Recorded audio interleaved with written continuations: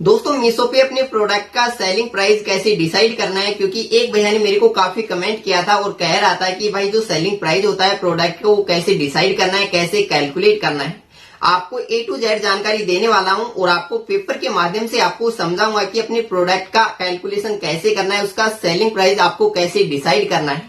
अब आपको कंप्लीट जानकारी देता हूं और आपको वीडियो में लास्ट तक बने रहना है। वीडियो अच्छी लगे तो वीडियो को लाइक करके चैनल को सब्सक्राइब कर लेना। दोस्तों मैं आपको अपनी नोटबुक पे लेके आ गया हूं। किसी भी प्रोडक्ट को मीशो पे लिस्ट करने से पहले उसका यहाँ पे सेलिंग प्राइस निकालना होता है, क्योंकि यहाँ पे सेलिंग प्राइस यहाँ पे अच्छा रहेगा तो आपको प्रॉफिट होगा, अदरवाइज आपका लॉस हो जाएगा।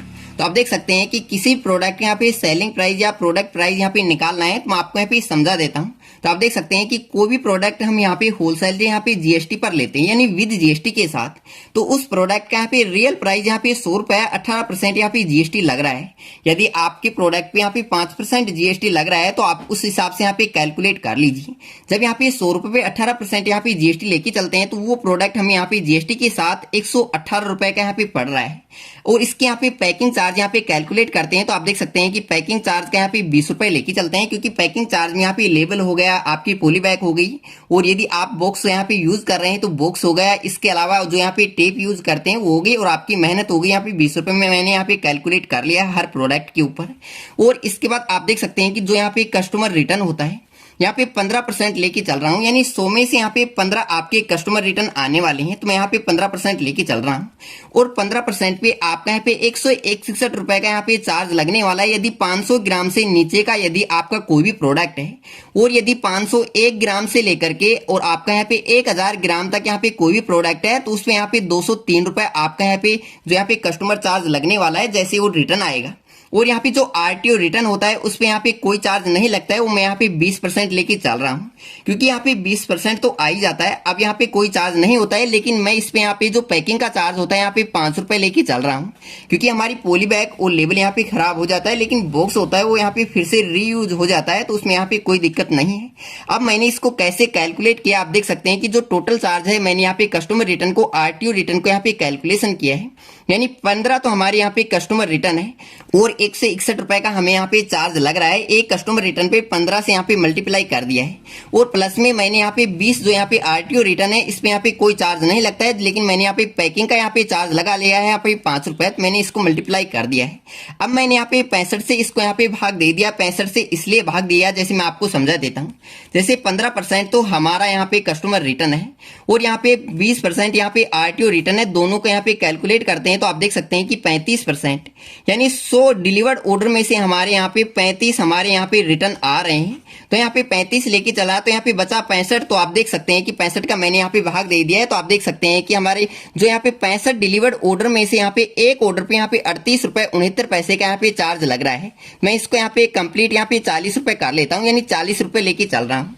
यानी एक ऑर्डर हमारे यहाँ पे डिलीवर्ड होता है और इतना रिटर्न आता है, तो उसमें आपको यहाँ पे 40 रुपए यहाँ पे ऐड करके चलना है जब भी आपको लिस्ट करना है।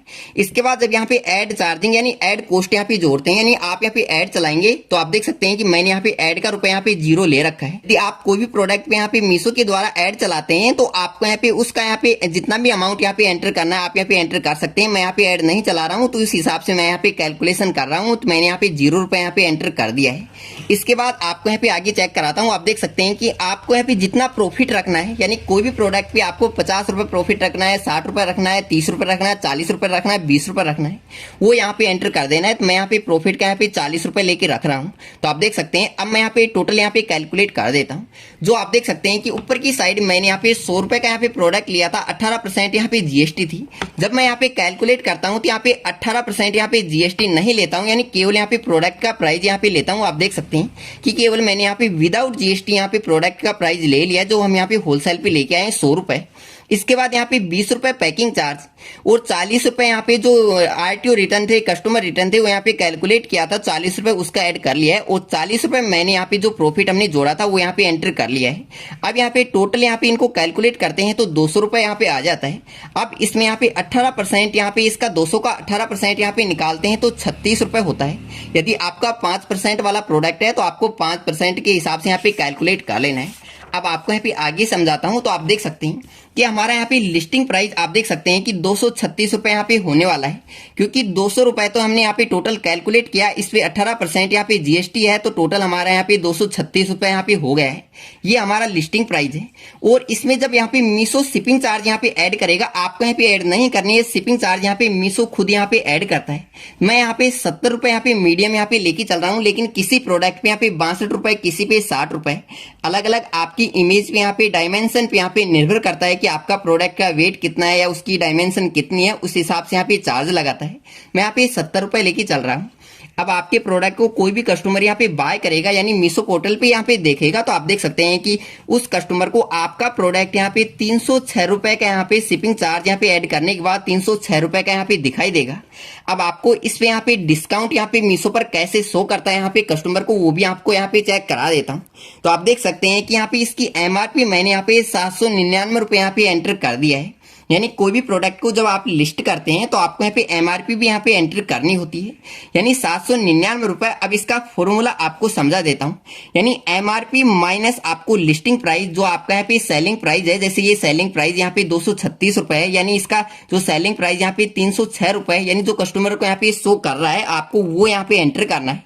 यानी ये सेलिंग प्राइस आपको एंटर नहीं करना है, कस्टमर को जो प्राइस यहाँ पे शो कर रहा है वो आपको यहाँ पे एंटर करना है। तो आप देख सकते हैं कि यहाँ पे एमआरपी माइनस लिस्टिंग प्राइस और भाग में आपको एमआरपी का भाग देकर के आपको 100 से इन टोटल को आपको मल्टीप्लाई कर देना है। तो आप देख सकते हैं कि मैंने यहाँ पे इसको अप्लाई किया हुआ है कि 799 हमारा यहाँ पे एमआरपी था, वो जो कस्टमर को यहाँ पे प्राइस शो कर रहा था 306 रुपए, इसमें यहाँ पे 799 एमआरपी का भाग देकर टोटल यहाँ पे 100 से मल्टीप्लाई कर दिया है। जब 799 में से 306 को यहाँ पे माइनस करते हैं, 493 रुपए 799 का भाग दिया, 100 से मल्टीप्लाई किया, जब इसका भाग देते हैं तो 0.6170 का यहाँ पे आता है और इसको 100 से मल्टीप्लाई करते हैं। तो आप देख सकते हैं कि कस्टमर को यहाँ पे डिस्काउंट यहाँ पे शो करने वाला है 61.70% यहाँ पे कस्टमर को डिस्काउंट यहाँ पे शो करेगा। यानी आपका जो सेलिंग प्राइस है वो तो यहाँ पे 236 रुपए रहेगा और कस्टमर को जो प्राइस यहाँ पे शो कर रहा है यहाँ पे 70 रुपए यहाँ पे शिपिंग चार्ज ऐड करने के बाद वो यहाँ पे 306 रुपए का यहाँ पे दिखाई देने वाला है। लेकिन उसको यहाँ पे 306 रुपए का यहाँ पे वो प्रोडक्ट यहाँ पे दिखाई देगा और उसके ऊपर यहाँ पे 61.70% यहाँ पे डिस्काउंट दिखाई देगा। यानी ये डिस्काउंट यहाँ पे अलग से उसको दिखाई देगा और उस कस्टमर को इतने में ये प्रोडक्ट यहाँ पे बाय करना पड़ेगा। दोस्तों इस प्रकार आप अपने किसी भी प्रोडक्ट का यहाँ पे सेलिंग प्राइस यहाँ पे निकाल सकते हैं, उसका एमआरपी भी आप यहाँ पे एंटर कर सकते हैं। दोस्तों आपको वीडियो अच्छी लगी है तो वीडियो को लाइक करके चैनल को सब्सक्राइब कर लेना है।